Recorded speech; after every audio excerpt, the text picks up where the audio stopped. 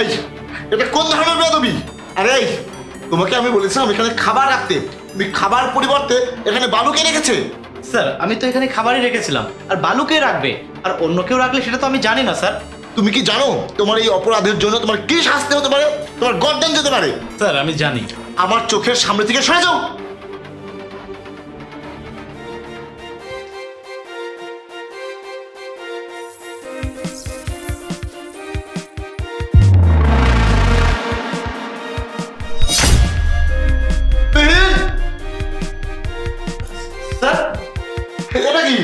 Sir এই বালু তো আমি রাখিনি, হতে পারে এটা আপনার কোনো শত্রু এই কাজ করছে বারবার।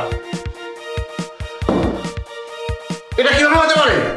স্যার এটা আমি কিভাবে জানবো? তোমাকে আমি 2 দিনের সময় দিলাম, এর মধ্যে ওকে আমার পায়ের নিচে চাই। যাও।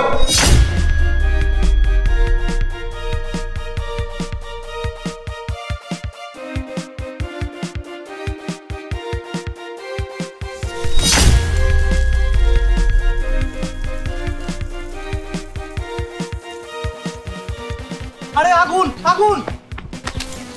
স্যার আপনি ঠিক আছেন তো? হ্যাঁ আমি ঠিক আছি। তাহলে আগুন কিভাবে লাগলো? স্যার মাফ করবেন, সকাল থেকে আপনি যেটাই খেতে যাচ্ছেন সেই খাবারের সাথে কিছু না কিছু ঘটছে। হ্যাঁ এসব কি হচ্ছে আমার সাথে? আমি জানি না, কিন্তু একজন মানুষ আছে যিনি আপনার এই রহস্য সমাধান করতে পারে। কে সে? আমি এখনই তাকে আপনার সেবায় নিয়োজিত করছি। তাড়াতাড়ি যাও।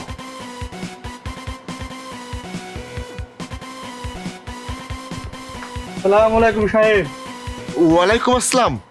তুহিন তাকে সবকিছু খুলে বলো।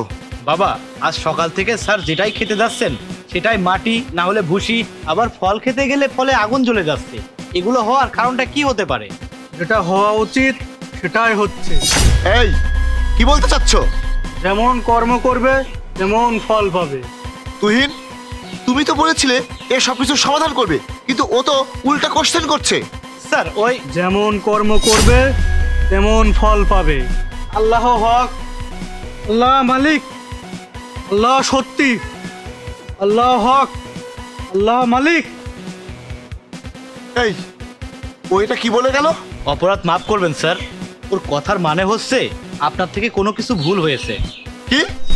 আমার জীবন ভিক্ষা দিন এটা বলার যোগ্যতা তো আমার নেই, কিন্তু আপনি আমাকে বিশ্বাস করে আমার সাথে একটু চলুন। হ্যাঁ চলো।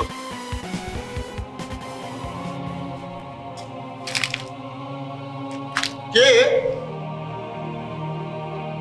1 মিনিট স্যার দেখাচ্ছি।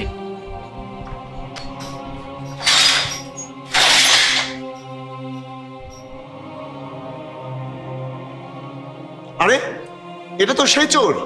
স্যার ও কোনো চোর না, ও খিদের জ্বালায় আপনার প্রাসাদে শাহী খাবার থেকে একটু খাবার চুরি করে খেয়েছিল, আর এর জন্যই আপনি ওকে ধরে বন্দি বানিয়ে রেখেছেন।